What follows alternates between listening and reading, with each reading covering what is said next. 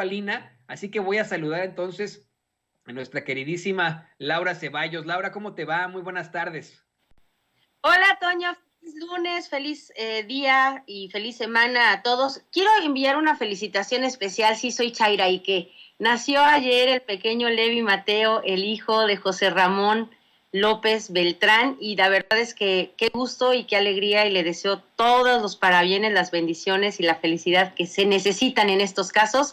Así que bueno, habemos nuevo miembro de la familia López Obrador. Bien, Toño, gracias.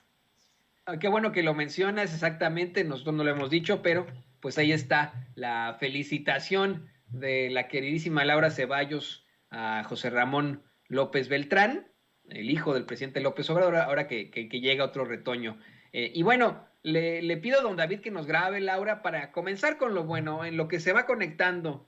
Alina, vamos a hablar contigo de este tema. Ya para cerrar con el tema, mucha gente está preocupada, enojada, y me dicen, ya, el presidente habla de él, ustedes también, ya estuvo bueno, ya dejen de hablar de Loretito, de Carlos Loret de Mola, el pseudoperiodista, Carlos, los montajes, etcétera, etcétera. Mire, yo le soy perfectamente honesto, es el mismo presidente López Obrador el que quiere exhibir este tipo de casos, y a mí me parece muy educativo, muy didáctico, muy pedagógico, que la gente lo sepa, que la gente esté enterada de este tipo de situaciones. ¿Por qué, querida Laura? Porque específicamente hoy, luego de dar a conocer lo millonario del departamento que tiene Loret en Polanco, lo lujoso que es, luego de que también Sevilla, hace unos momentos el queridísimo Ricardo Sevilla diera a conocer pues más datos sobre ese departamento millonario de Loret de Mola, hoy el presidente López Obrador aseguró que hay que transparentar todo, que por eso exhibe a Carlos Loret de Mola, por eso exhibe al pseudoperiodista, y que no puede decir que no hay relación con lo público. Pues claro que hay relación con lo público en lo que hace Carlos Loret de Mola. Su financiamiento tiene que ver con empresas, con gobiernos, que por eso es dinero del pueblo, y todo esto hay que transparentarlo. También por eso yo quiero hacer claro este tema. Si nosotros lo sacamos aquí en Sin Censura, no es porque tengamos algo personal con Carlos Loret de Mola, porque soñemos con él, o otro tipo de situaciones. Ni es personal, yo se lo he dicho una y otra vez, y me lo llego a encontrar en un parque, cuando voy a comer mi lunch con mi sándwich allá a un parque, hasta me sentaré en la misma banca que él. No platicaríamos de política, seguramente, pero pues me valdría que eso, su existencia como ser humano, pues, ¿no? O sea, se le respetaría por lo que es. Ahora bien, lo seguiremos cuestionando, lo seguiremos criticando, pero no crea que es una intención absoluta de sin censura. Lo que estamos buscando aquí es ser transparentes y que se exhiba a los que no son periodistas, que se exhiba a los que tienen, pues vamos, un gran sartén por el mango en esas esferas del poder, y que están afectando a México con sus pues chicanadas, con sus montajes. Te escuchamos, querida Laura. Mira, en efecto, a ver, hay que entender que no es porque sea santo de nuestra devoción, ni estemos enamorados y no podamos hablar de otra cosa que no sea Loret. Pero porque sí es importante hablar de él y hablar de quienes se dedican constantemente al golpeteo, porque hoy nosotros somos privilegiados, estamos del otro lado de sus mentiras y de sus calumnias y de sus ardides. Pero ¿por qué hay que hablar de ellos? Porque hay que señalar que quien les paga por decir lo que dicen y aparentar lo que en teoría son, tienen como intención clara justamente robarle a la verdad ese elemento de difusión que merece. Es decir, al monopolizar ellos la información, y me refiero a ellos que deben de ser 2 o 3 megapoderosos, entre los que están, por ejemplo, el señor Claudio X y algunos otros también con agendas internacionales. Lo que buscan es demostrar quién tiene el poder y quién dicta agenda y quién decide lo que debes pensar y hacer y comprar y decir y qué hashtags tienes que usar. O sea, ellos manipulan la información y obviamente tienen sus caballitos de batalla. En este caso, Carlos Loret es de los que mejor lo hacen en términos de que como no tiene pudor y no tiene ningún apego realmente útil, sino nada más al dinero porque es capaz de comprar un departamento de 48 millones de pesos. O sea, yo con todo respeto, no estoy diciendo que el lujo sea feo, pero llega a ser tan asquerosamente inalcanzable que la verdad, quien puede pagar 48 millones de pesos para vivir es porque adentro no tiene nada para ser feliz. Entonces, independientemente de la parte no humana de este sujeto que se dedica a decir las noticias, y de verdad yo vuelvo a hacer, siempre hago la aclaración, y el otro día la exdiputada Ángeles Huerta me regañó porque le decía yo, es que yo no soy periodista, porque yo no estudié periodismo, pero sí me apego como abogada, como persona normal, aunque no tuviera ninguna profesión. Creo que nos debemos apegar a la ética que debe de tener una persona que abre el micrófono e informa lo que tenga que informar. No importaría si esta mujer, si este hombre es experto en temas financieros o fuera, no sé, deportista, lo que tuviera que hacer no importaba. Por eso es que también choca, y perdón que me meta yo en el tema, choca los pseudoambientalistas, estos que son actores, que supuestamente, y con todo respeto, ellos hablan con una autoridad como si tuvieran algún estudio cuando muchos no terminaron ni la primaria. Y no estoy diciendo que la gente que no tenga la primaria no tenga el derecho de hablar, pero no es lo mismo un campesino que vive en la tierra, de la tierra, a un actor al que le pagan por decir que está en contra del tren, o a un periodista que le pagan por simular que hace periodismo. Y lo hemos visto subirse a todas las campañas porque es lo que le deja. Y con todo respeto, pues él hace su trabajo desde esa trinchera porque es lo que a él le vale, a él le interesa la lana. Qué bueno, si es un mercenario, pues qué bueno que se desenmascare.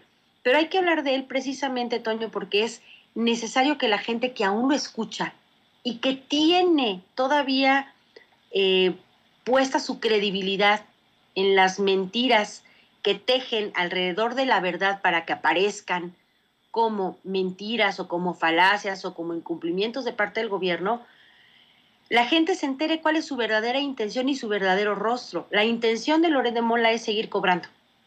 Y quienes le pagan tienen ganas de defenestrar al gobierno actual para hacerlo ver como que es igual que los demás. Entonces, esa es la razón, amigos. No es por machacarles el hígado, ni por hacerlos sentir mal, ni porque nos encante el morbo. Simplemente porque a este sujeto, como a todos los demás, hay que exhibirlos en su verdadera naturaleza.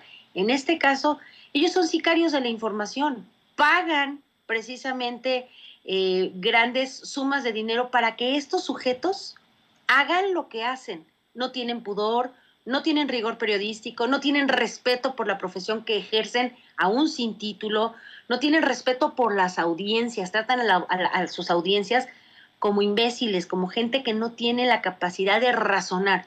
Eso es lo que hay que hacer todo el tiempo, demostrar cuán miserables son, porque a eso se dedican. Entonces, no es que nosotros nos ardamos, porque es un poco la idea de, ay, ustedes son unos ardidos, déjenlos en paz. No, es que si ellos mienten, tú en la Constitución, Toño, tienes el derecho de informarte libremente sin que te cuenten mentiras entre el punto de la noticia del de origen y lo que te llega a los oídos. Y lo que hacen todas estas gentuzas, estos personajes mediáticos, es distorsionar la realidad para que a ti te llegue de una manera completamente desasiada, fuera de la realidad, y que te cause un enojo el saber que el presidente dijo, no hizo, porque ellos tienen esa agenda. Entonces, no es molestarnos, amigos, y a mí tampoco, o sea, yo no me sentaría con él, Toño, la neta, yo no me, capaz que me hace mal de ojo, no me sentaría con él,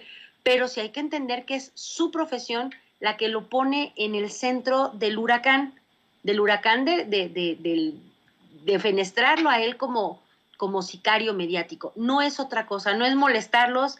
A mí me choca su voz, o sea, no soporto ese tonito como que habla así, que se va a desgarrar, no lo soporto. No lo soportaba ni cuando estaba en Primero Noticias, o sea, cero. Pero es lo que hay. Por eso hay que desnudarlos en su verdadera naturaleza para que la gente no caiga en el garrito de que se desgarra la garganta diciendo la verdad. Es un sicario mediático. Totalmente de acuerdo, querida Laura. Y mira, fíjate, tenemos varios mensajes, ¿no? Tenemos allá a Alfredo Becerra que dice, ¿vas a seguir hablando de Loret? No mames, Toño. ya cámbiale, yo no soy seguidor de ese personaje, llevas toda la mañana hablando de esa persona, busco noticias del presidente nada más, ya cámbiale. Y hay varios mensajes en contra de su servidor, querida Laura, querida Lina, que ya te voy a saludar en unos momentos más, pero me imagino, yo siempre lo digo, ¿no? Cuando a la gente no le gusta a uno, pues no va y lo ve. Como Laura no ve a Carlos Loret de Mola, a mí me imagino, Alina no lo ve, como yo no lo veo porque no soporto sus programas, pues no nos ven a nosotros tampoco los que no nos quieren, ¿no? Entonces cada vez que nos ponen estos mensajes yo lo cuestiono mucho. Y ahora sí, le pido a don David que nos grabe para darle la bienvenida a Alina Duarte. No pudimos hacer la conexión desde el principio, pero vamos con Alina con su comentario precisamente sobre esto. Te saludo primero, querida Alina, y te comento, estamos hablando de por qué seguir con el tema, por qué darle más vuelo a la hilacha, por qué, a pesar de que nos cuestionan algunas personas en el chat, ¿por qué seguir hablando de Loret? Se lo cuestionan también al presidente López Obrador una y otra vez. Le dicen, oiga, presidente, o sea, creemos que lo mejor sería, pues ya dejar el tema de Loret por la paz. Le está usted dando argumento, le está dando más poder a un personaje como él, a un pseudo periodista que todos conocemos como los montajes, por la serie de montajes que ha hecho. ¿Para qué darle más fuerza? Y hoy el presidente le responde a esa gente que cuestiona por qué sigue enfrentándose a Carlos Loret de Mola, que hay que transparentarlo todo, que por eso lo exhibe, que Carlos Loret de Mola no puede decir que no hay relación con lo público. Dice, claro que sí hay relación con lo público, su financiamiento tiene que ver con empresas y con gobiernos, y que por eso es dinero del pueblo. Hay todo que transparentarlo. ¿Qué nos puede decir sobre esto, querida Linda? Pues mira, yo creo que ya son varios temas, ¿no? Que hemos puesto sobre la mesa aquí en Sin Censura. Primero saludarte, Toño, a ti, a Laura y a todo el auditorio hermoso de Sin Censura. El tema de Carlos Loret de Mola representa, yo creo, esa punta del iceberg de lo que se ha venido construyendo durante las últimas décadas en el país, que no solamente es en torno a los personajes, es en torno a una campaña mediática y al poder, ¿no? Se le llegó a decir a la prensa el cuarto poder por las dimensiones que llega a adquirir, sobre todo hoy en sociedades en donde cada vez más industrializadas, pues tenemos mayor acceso a comunicaciones, no tanto así todavía la brecha digital es bastante grande a nivel mundial, pero en el tema de comunicaciones básicas, radio, televisión, la prensa escrita, pues es algo a lo que la población tiene relativo acceso, ¿no? Aún así, creo que el caso de Loret de Mola representa eso, ¿no? Ese poder que llegó a tener la prensa en algún momento, pero esta prensa entendida como los y las voceras de los grandes oligarcas de este país, de los grandes empresarios, de los intereses económicos, tanto de estos grandes empresarios nacionales, pero sobre todo también de transnacionales, específicamente de Estados Unidos y de Canadá también. Y que ahora lo que estamos viendo es la posibilidad de desmenuzar a estos actores. Generalmente la gente ya sabe que pongo ejemplos, lo que ha ocurrido en otras latitudes, porque son experiencias que a veces nos pueden abrir un poco más el horizonte. Y esto de la politización de la ciudadanía es parte de los llamados gobiernos progresistas, eso no me queda duda alguna, en donde podemos ponerle nombre y apellido y entonces empezamos a quitarnos ese velo de quiénes son estos personajes en realidad, qué intereses hay detrás. No es como que Loret de Mola tenga mucho interés en saber quién es Andrés Manuel López Obrador, pero resulta bastante jugoso el botín detrás de calumniar, detrás de hacer montajes, resulta pues bastante fructífera, ¿no? La dedicación y la vocación a las fake news, a estos montajes. Y ahí es en donde hoy la gente está diciendo, pues ya basta, ¿no? Porque está viendo que hay ese otro periodismo, hay un periodismo comprometido con la sociedad, con el interés común, porque además nos representamos, ¿no? Y no, evidentemente, Alina, que no es empresaria, que no es oligarca, que no es de Estados Unidos y estas transnacionales, evidentemente no va a representar esos intereses, ¿no? Hay un ejercicio de conciencia detrás del nuevo periodismo, pero también detrás de una sociedad que hoy está politizada y que en las calles está consciente de lo que está ocurriendo hoy en este país.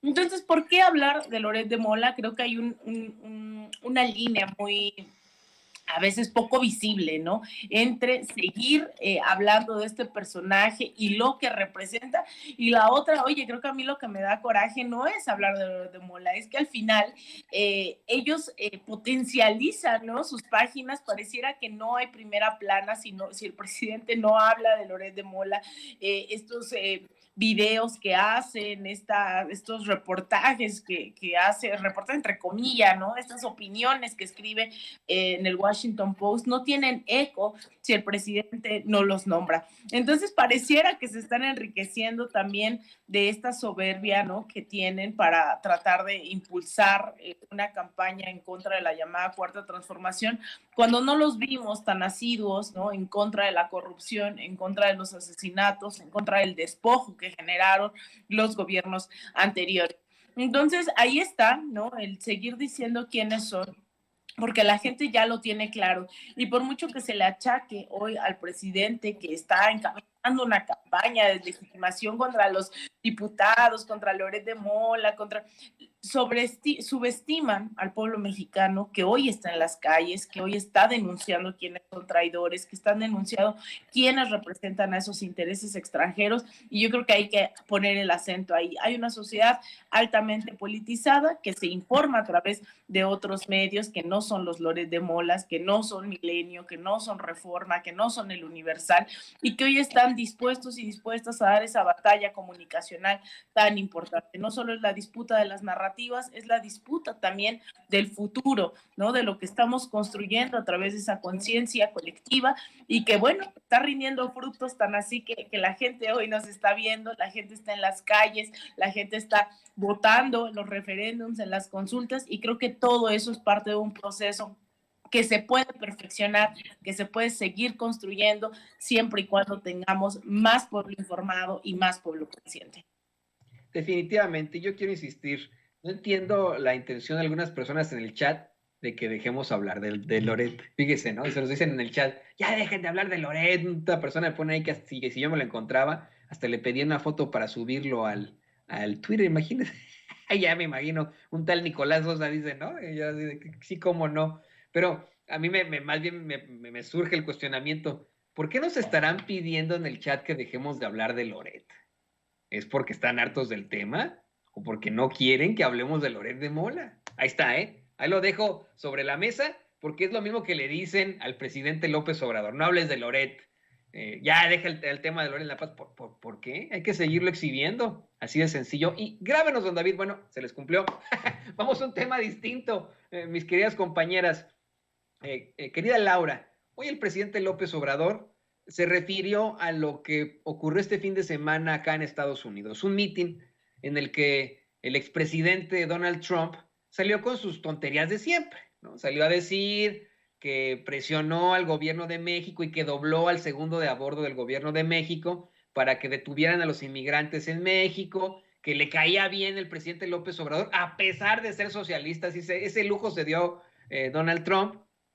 Y hoy el presidente, en primer lugar, dijo, bueno, pues a mí también me cae bien, a pesar de ser capitalista.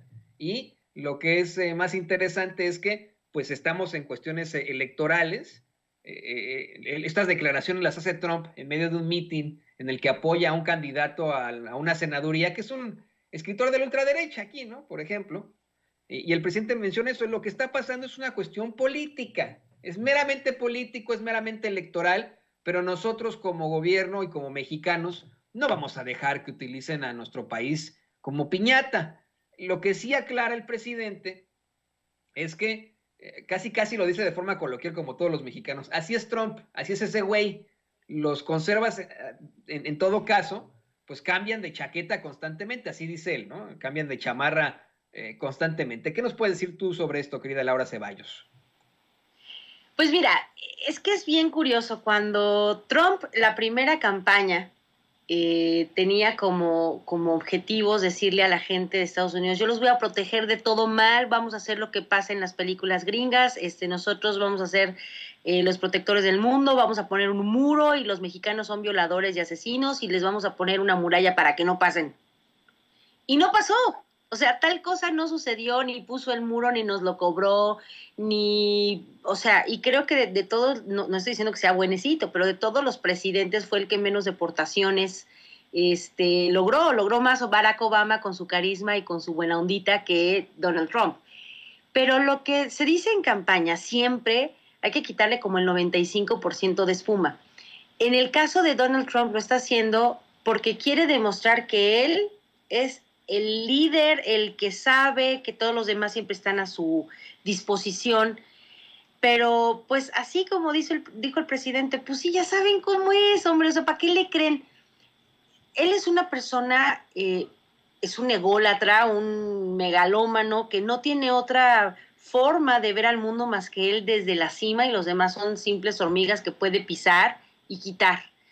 Pero obviamente lo hace en una franca inicio, un arranque de su campaña política, porque quiere retomar el poder y quiere demostrar que lo que ha hecho su contrincante, que hoy es el primer mandatario de Estados Unidos, Joseph Biden, pues es más malo que lo que él hizo. Entonces quiere retomar en donde se quedó, en la parte discursiva de yo soy más fregón que todos, y yo, bueno, mi papá viene y te pega porque es policía, o sea, siempre hace lo mismo, y él quiere decir a la gente que la parte de la frontera siempre para él es un tema molesto, y él quiere poner unas murallas de 20 metros de altura y donde toda la gente migrante de Centroamérica se quede del lado mexicano, porque es lo que vende.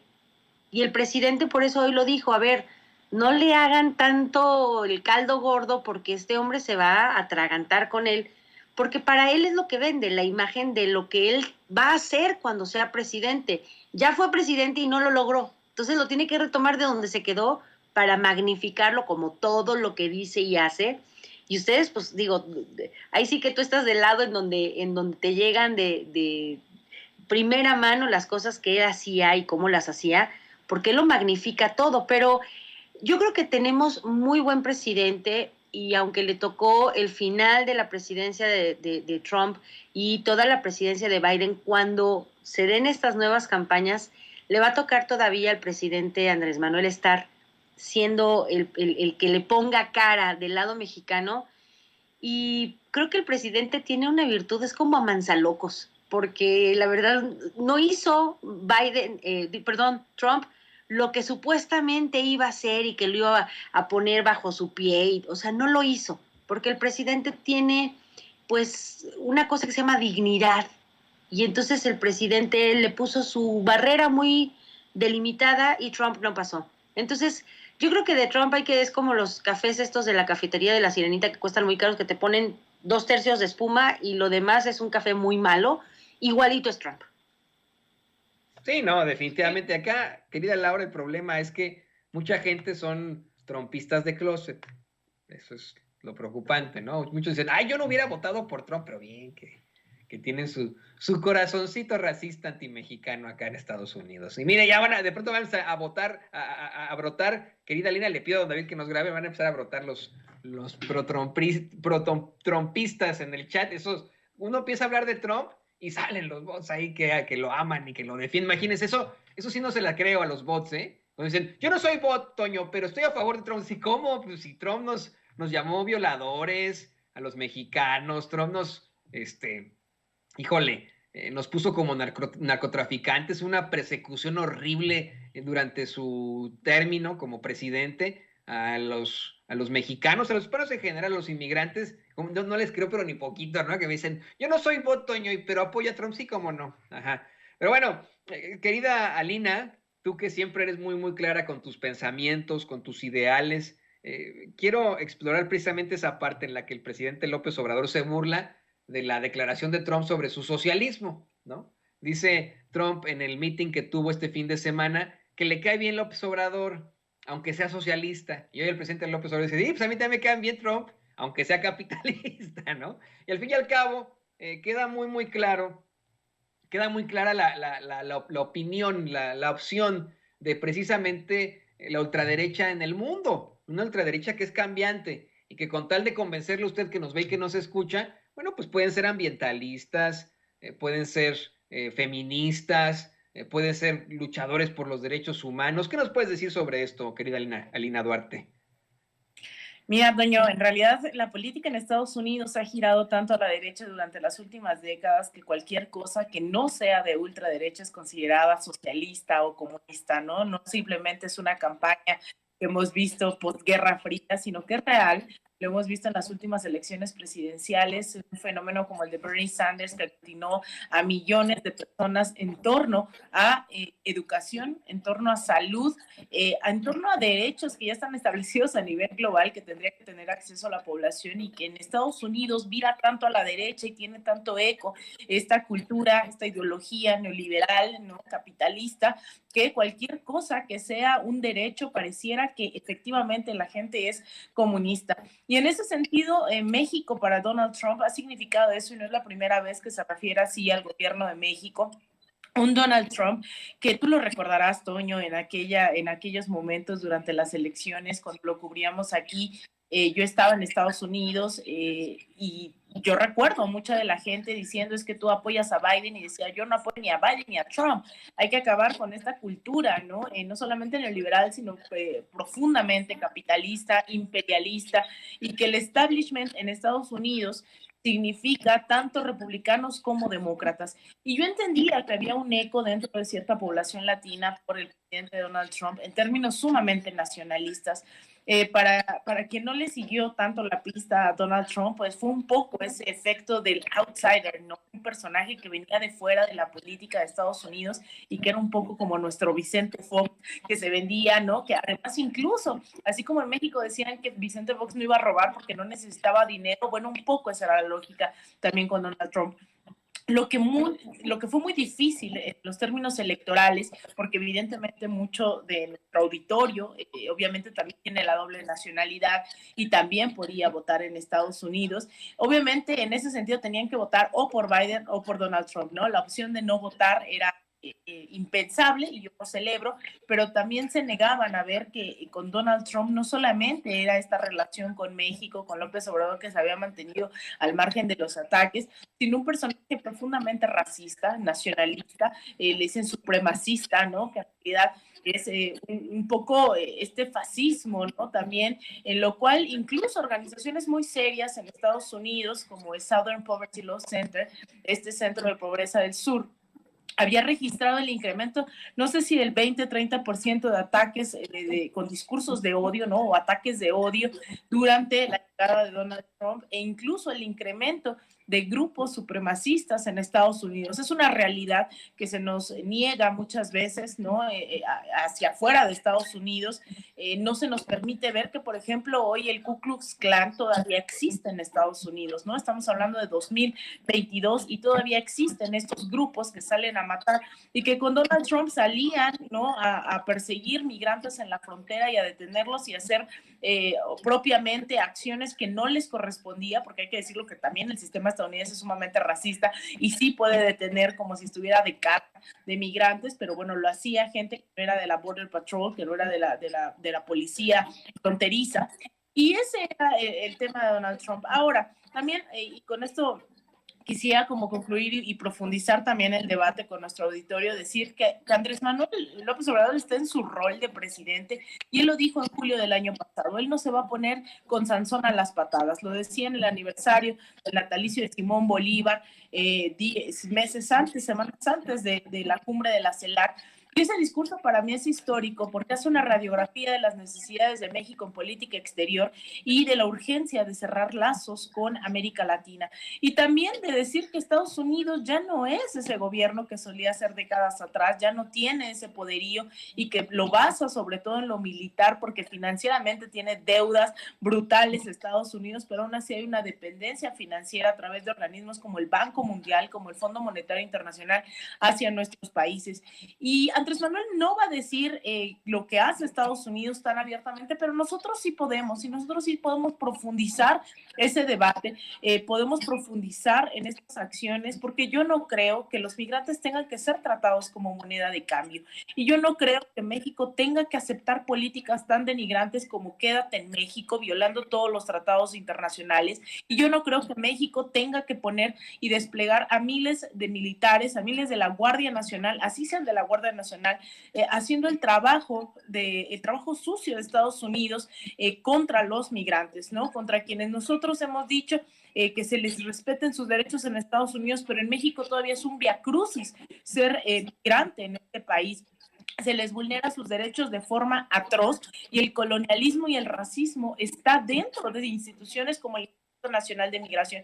Y eso hay que denunciarlo y eso hay que concientizarlo dentro de la población mexicana para no decir es que no teníamos de otra o es que Andrés Manuel lo está aceptando, ¿no? Yo creo que el presidente no se va a meter en esas batallas, pero nosotros sí tenemos que profundizar esos debates y decir cuál es el rol que nos toca a los mexicanos en contra del racismo, en contra del imperialismo y denunciar personajes que lamentablemente, ¿no? En esta lógica del buen vecino nos toca también negociar con el vecino del norte y que de por medio están los pueblos. Y hay que hacer política entre pueblos, y hay que organizarnos entre el pueblo mexicano y el pueblo estadounidense, y si el gobierno mexicano representa al pueblo mexicano, oh, pues entonces vamos, ¿no? A negociar, pero con esa dignidad. Y yo creo que lo que hoy está de fondo es que todavía no tenemos esa relación entre pares en donde todavía Estados Unidos, con la mano en la cintura, nos dice qué hacer en política migratoria. Yo creo que podemos hacer mucho más y que desde estos espacios podemos hacer conciencia para consumir incluso cosas tan básicas, ¿no? Como dejar de consumir a las transnacionales que se están robando nuestra agua, como Bonafont, como Danone,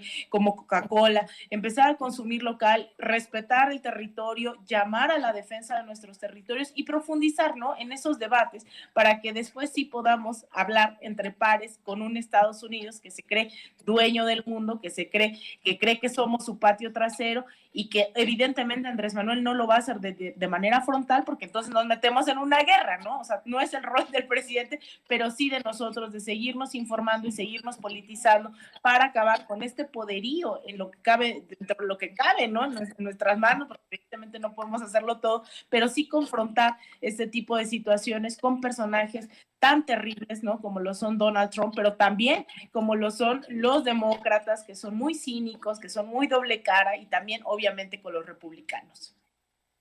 Así es, qué bueno que lo mencionas, Alina, es absolutamente necesario que se tome de esa forma, no como que se dobló ante el gobierno de Estados Unidos, pues no, se llama diplomacia y se llama buena diplomacia en cuanto a enfrentar un gobierno hostil, un gobierno de ultraderecha, y en cuanto, pues vamos, a un personaje que es un loquito, ¿no? Y que tenía en sus manos al gobierno del país más poderoso del mundo.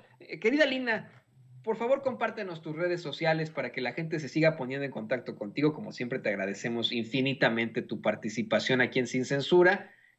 Compártenos, por favor, tus redes sociales.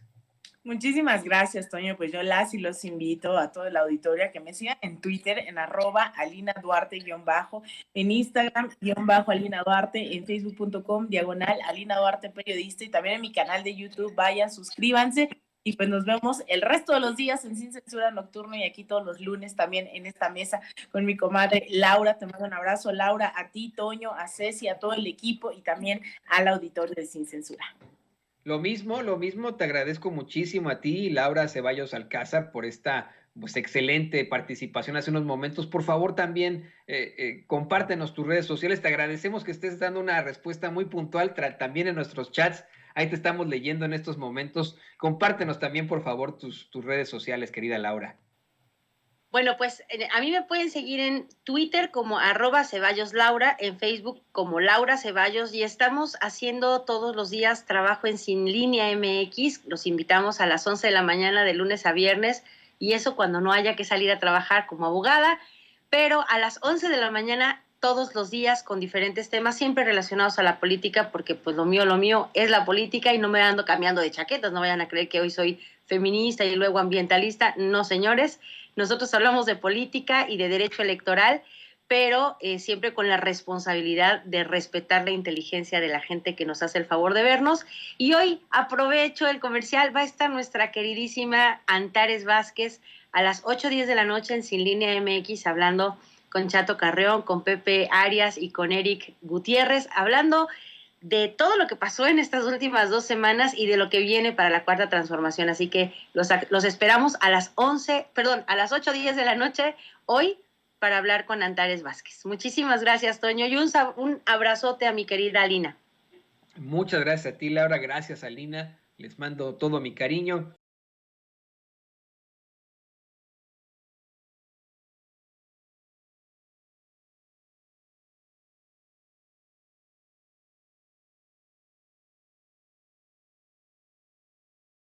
bienvenida a otro gran y cariñoso amigo, nada más y nada menos que al periodista independiente y documentalista de investigación, al gran realizador de Guerra Híbrida, nuestro queridísimo Daniel Marmolejo. Dani, muy bienvenido a tu espacio, aquí a Sin Censura.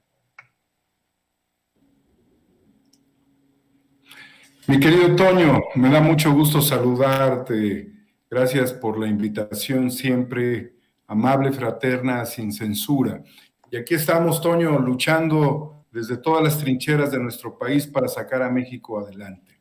Siempre atento a tus órdenes. Así es, así es. Eres, creo, de los principales luchadores por este país, cosa que te reconocemos constantemente aquí en Sin Censura, querido Daniel Marmolejo, y precisamente por eso quiero comenzar con este tema. Fíjate que hoy la reportera de Grupo Fórmula, Sara Pablo, le dijo al presidente López Obrador que en Milenio, yo siempre te soy perfectamente honesto a ti y al público consentidor de Sin Censura, yo siempre cuestiono mucho la información que viene desde Milenio. Desde que estaba yo en los medios de comunicación tradicionales, se tiene por costumbre no hacer mucho caso a lo que revela Milenio, puesto que con tal de tener la nota o de tener la primicia, de hacerlo con premura, se dan unas voladas impresionantes, pero traen información muy fuerte. Y se la menciona a Sara Pablo, al presidente López Obrador, que Emilio Lozoya Austin aseguró que fue el propio expresidente Enrique Peña Nieto el que le ordenó dar el soborno millonario a Ricardo Anaya. Es decir, que Peña Nieto le ordena a Emilio Lozoya Austin entregar el soborno millonario que les dieron en Odebrecht a Ricardo Anaya para que se apruebe desde el PAN la reforma energética. Hoy tenemos una vez más, desafortunadamente, mi querido Daniel Marmolejo, un video que le vamos a mostrar nada más una partecita en estos momentos. Hoy también hay video de Ricardo Anaya, un video en el que el muy descarado incluso habla de cómo la unión fue la fuerza para enfrentarse a la reforma eléctrica del presidente López Obrador, algo que es considerado por la mayoría de los mexicanos como una traición a la patria. Bueno, hoy lo celebra nada más y nada menos que Ricky Riquín Canallín. Vamos a ver nada más una parte, querido Daniel, para que lo platiquemos contigo, porque es muy, muy importante que la gente tenga este contexto. ¿Ya te diste cuenta de que ya le dimos la vuelta a la tortilla? ¿Que sí es posible ganarle a Morena en 2024? Lo que pasó en el Congreso fue de verdad importante.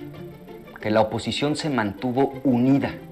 Y unida frenó la ley Bartlett, que le habría hecho muchísimo daño al país. Yo verás, quiero felicitar a todas y a todos los diputados que evitaron con su voto la aprobación de una reforma que ponía la energía... Voy a seguir con esto, Daniel, es verdaderamente ridículo. Fíjate cómo celebra la traición a la patria. No se puede ser más cínico en el mundo.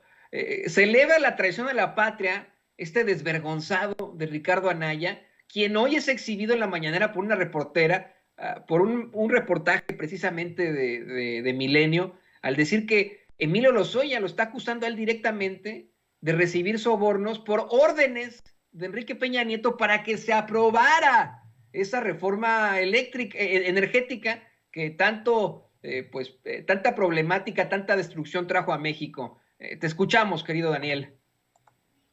La traición a México ha intoxicado la política del PRI y del PAN, al grado, querido Toño y amigos del auditorio, que el PRI terminó subsumido a las indicaciones de Claudio X González y del Partido de Acción Nacional y se ha ido al cabuz. Pero no se trata de ir atrás de una locomotora. Realmente el PRI está respirando el monte del PAN, así literal, e intoxicándose. Pero como el ejercicio de intoxicación ha llevado muchos años, en los cuales se ha dado un latrocinio a nuestro país en forma masiva, lo que estamos viendo es la cara del cinismo en este personaje que recibió moches.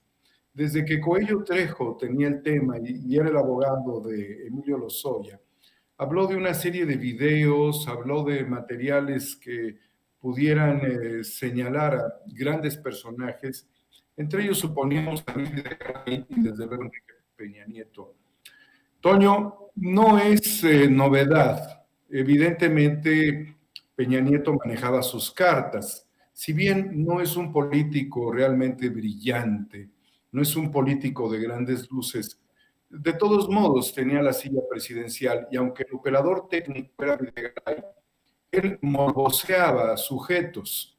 Realmente lo que hizo fue tentar a este personaje para que contribuyera naturalmente a la reforma.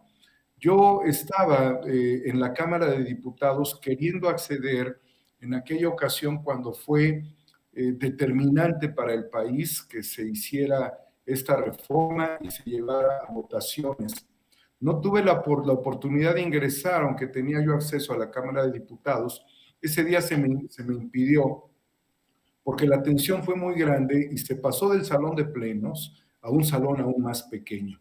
Allí, en ese salón pequeño, donde los diputados se ahogaban en su propia respiración, donde el hedor de la corrupción corría desde la mesa directiva de la Cámara de Diputados, presidida por Ricardo Anaya, teniendo además cómplices del PRI, como fue el anterior presidente Arroyo Vieira de Guanajuato, quien después le aparecieron $3 millones en las islas,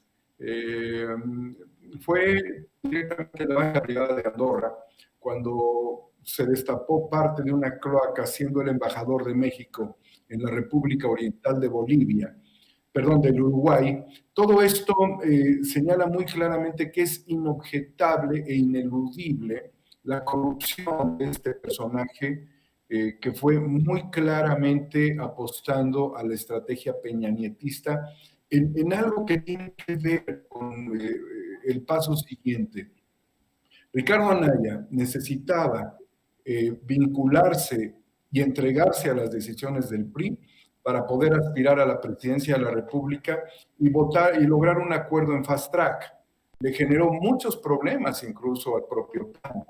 Confrontó en su momento a Margarita Zavala, quien en ese nepotismo panista también era candidata a la presidencia de la República y después declinó.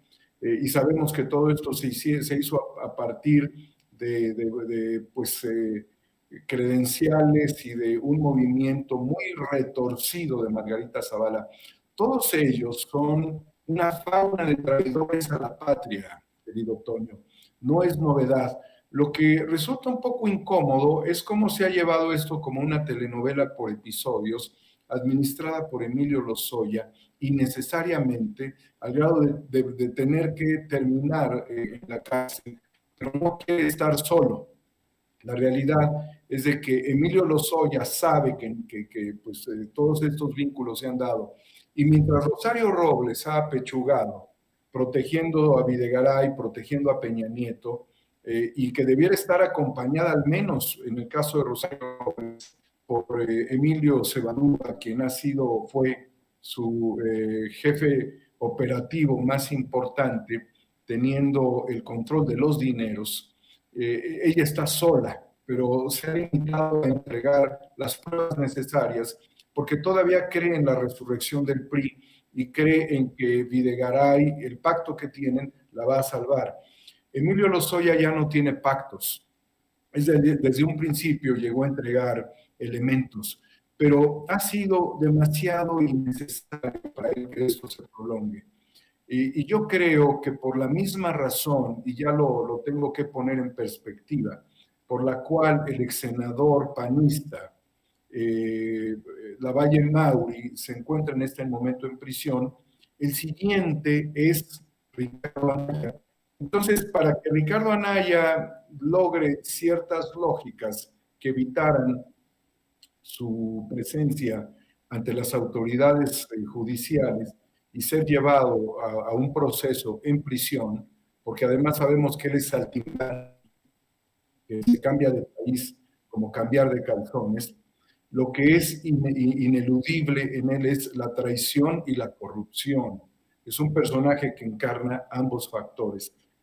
Si la lógica no fallara, y si la Fiscalía General de la República, así como logró que se constituyera en el caso a Emilio Lozoya y a Lavalle Mauri, Jorge Luis Lavalle Mauri, pues el tercero sería este personaje, Ricardo Anaya. La única situación, querido Toño, es que él está tratando mediante estas estrategias echarse a la bolsa, es una cuestión política, a todos los prianistas, al PRIAN, PRD y desde luego también a Movimiento Ciudadano a la bolsa, para generar un efecto a su favor, como que qué bueno que él nos está aplaudiendo porque somos traidores, pero es parte de toda una toxicidad dentro de la vida pública de México.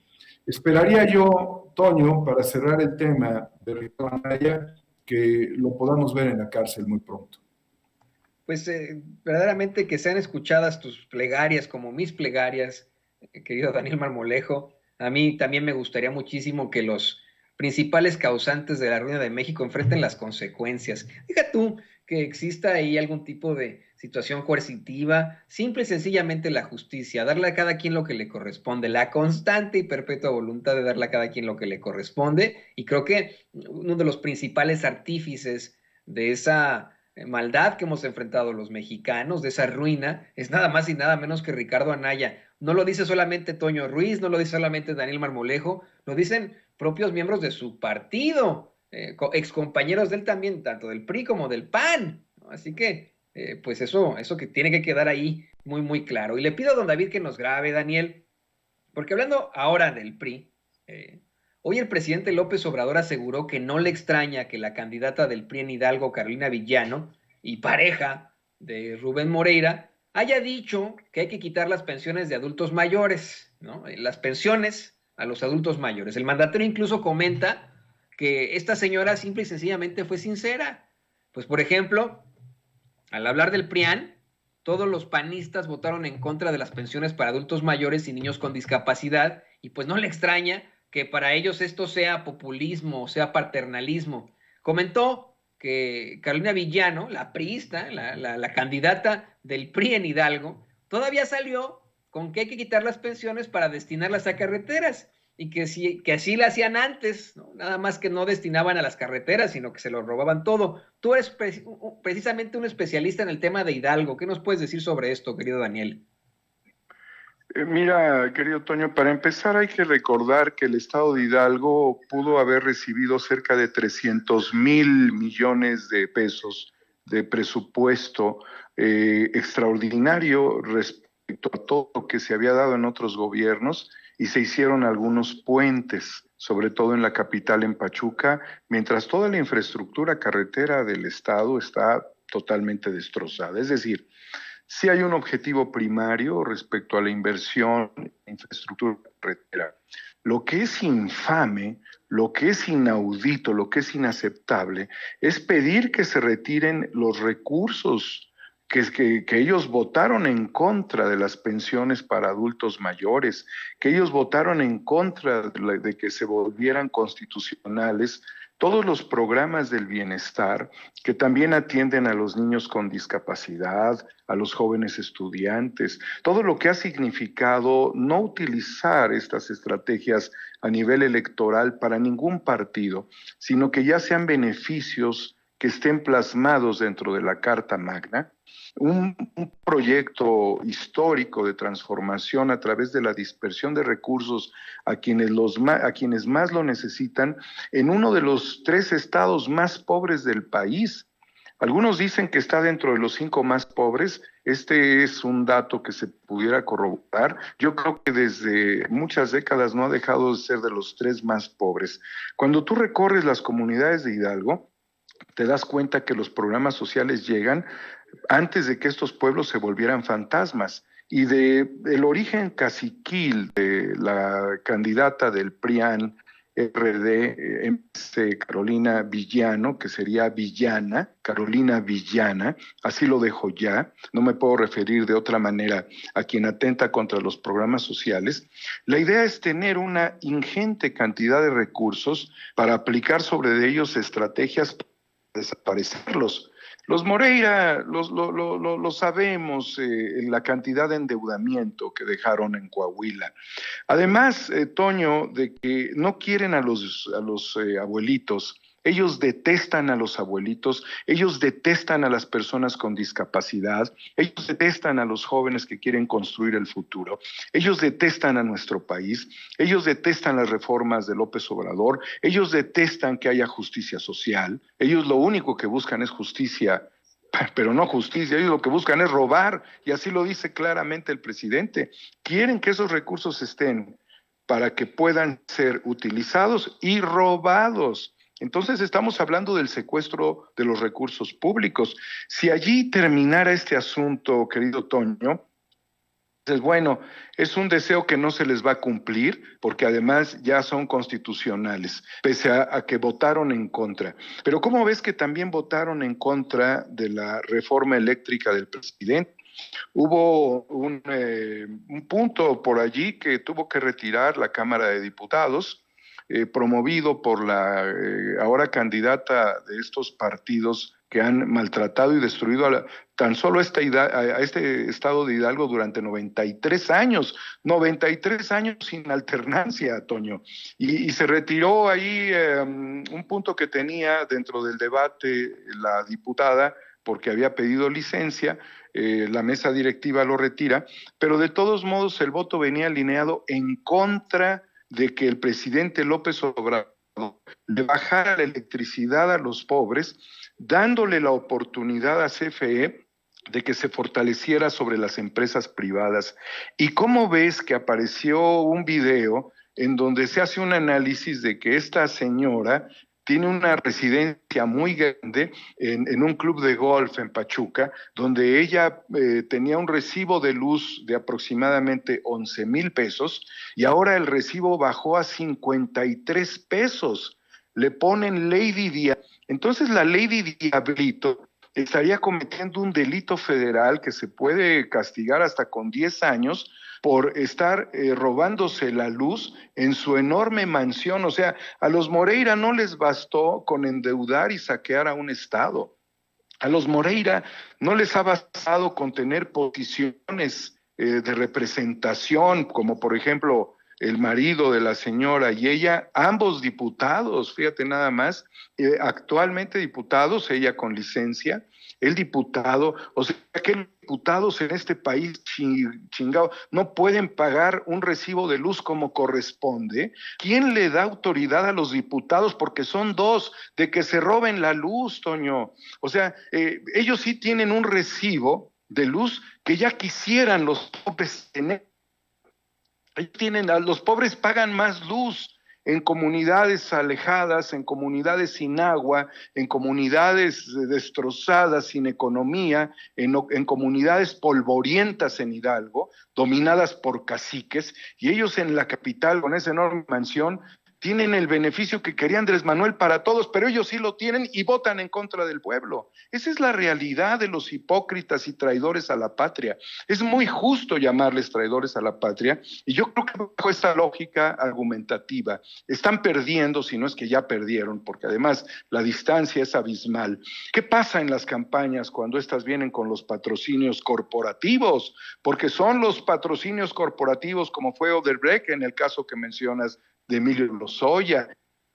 En el caso de Ricardo Anaya con Odebrecht, era también establecer una estrategia de posicionamiento con las corporaciones de cara a la candidatura presidencial.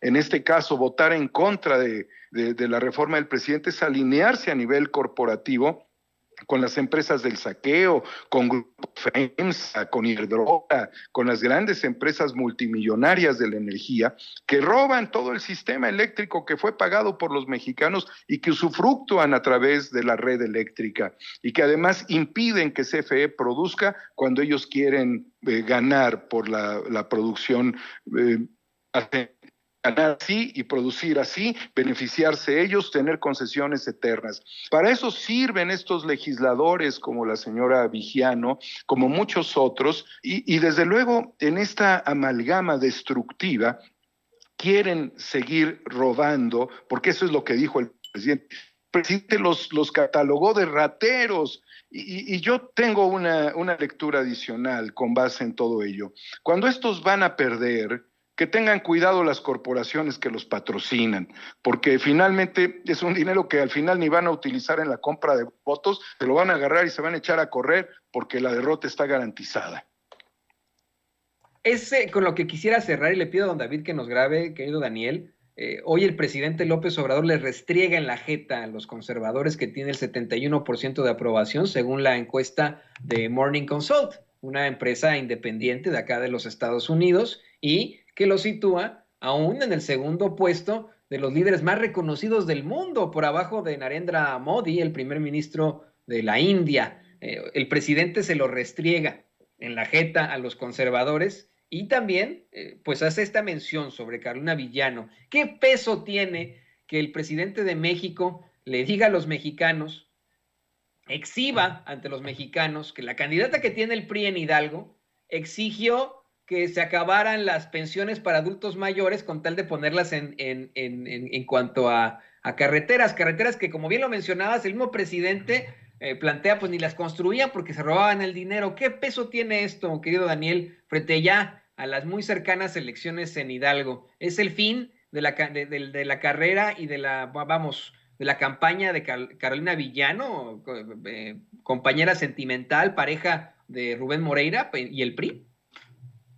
Pues mira, como yo le llamé Carolina Villano, es parte de la derrota histórica del PRI, que tras perder la esencia nacionalista y con estos sujetos que vienen de mucho amasar dinero en diferentes estados, como por ejemplo en Coahuila, los Moreira, y que todo mundo lo sabe, y que ellos se han tratado de defender, pues lo que yo veo es de que van a ser parte de la salida de Alito Moreno de la dirigencia del PRI, porque su estrategia no les va a funcionar. Es muy probable que arrasen en los diferentes estados del país. Está cerrando muy fuerte Morena en Aguascalientes, en Durango también está con mucha intensidad, que son dos estados que pueden ser considerados divididos.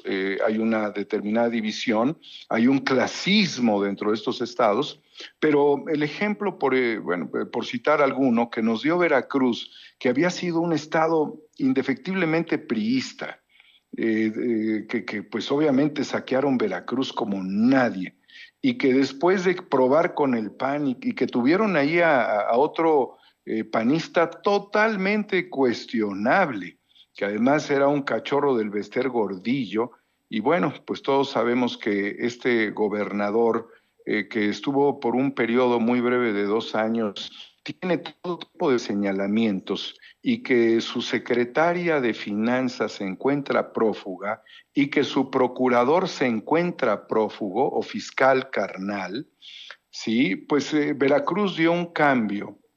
Yunes está actualmente en el basurero de la historia. Sus hijos querían seguir aprovechándose, así como los Moreira están buscando la expansión territorial en Hidalgo.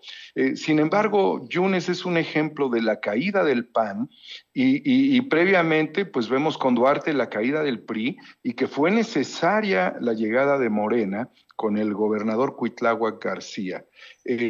Esto es un ejemplo de los estados que hegemónicamente tenían la visión priista y que se movieron al panismo, y que después de los secuestros, del latrocinio, de todos los fraudes que se dieron, del agobio de la ciudadanía ante la inseguridad, de la brutal pobreza que envolvió estos estados, terminaron por darle la vuelta a la historia. Y creo que Hidalgo va a hacer lo mismo. Desde ahora hay que advertirlo, que Alito Moreno vaya haciendo sus maletas, porque Villano le va a dar el peor resultado de la historia política del PRI en Hidalgo, y también a Marco Cortés y todos ellos, y a las corporaciones, pues que ya no le inviertan, por ahí no es. Así es, mi querido Toño, va a haber un cambio histórico y tanto ella como Alito van a tener que pagar toda la desgracia estructural que han hecho, porque cuando los ves en sus discursos y los ves en sus debates, hablan de toda la destrucción, por ejemplo, carretera, la falta de eficiencia, han regalado tinacos de agua a Rotoplas, como no te imaginas, para comunidades donde no hay agua. O sea, primero conéctenlas al agua. Hay gente que no conoce el agua potable en estos lugares, y muchos de ellos, más de 400, 500 mil, emigraron Estados Unidos, por la falta de futuro, por la incapacidad de desarrollar economía. Pues estas personas van prácticamente en caída libre. Y Alito, junto con todo el proceso electoral, le va a tener que decir adiós a la dirigencia del PRI. Me parece que eso sería lo lógico. Inobjetable tenerlo, y también creo que hay muchas disputas internas entre el PRI y el PAN al ver las estadísticas que no los favorecen y que van a quedar realmente con números muy bajos y con muy baja representación. Se salvó el litio de ellos, querido Toño, pero estarían dispuestos incluso hasta consignar el agua, ¿sí? Estos van por privatizar todo. Odian a los mexicanos, estarían dispuestos a privatizarlo todo con tal de que ellos y 4 generaciones más vivan enriqueciéndose. No hay forma de sostenerlos. Para un país estos son los peores corruptos de la historia. Yo creo, mi querido Daniel, que más que odiar a México, aman al dinero, aman al poder esos priistas y panistas. Y como tú bien mencionas, es momento de demostrarles que no los queremos más. Queremos verlos en el basurero de la historia. Y bueno, pues, querido Daniel Marmolejo, como siempre te agradecemos estos grandes comentarios aquí en Sin Censura, muy puntuales, estos análisis que pues son dignos de cualquier tipo de reflexión fuerte para nosotros como mexicanos frente a un futuro de transformación. Verdaderamente siempre nos sentimos muy admirados e iluminados con lo que nos compartes aquí en Sin Censura, por lo que te pido por favor que también nos compartas tus redes sociales, tu canal, para que la gente te siga buscando, a pesar de pues la serie de bloqueos que te hacen constantemente por decir la verdad, por hacer este tipo de análisis, querido Daniel Marmolejo.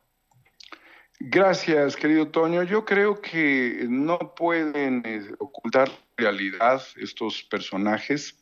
Yo creo que esto que señalas de los ataques directos en mi contra son evidentes por la agudeza con la que analizamos y la fuerza con la que defendemos a nuestra patria.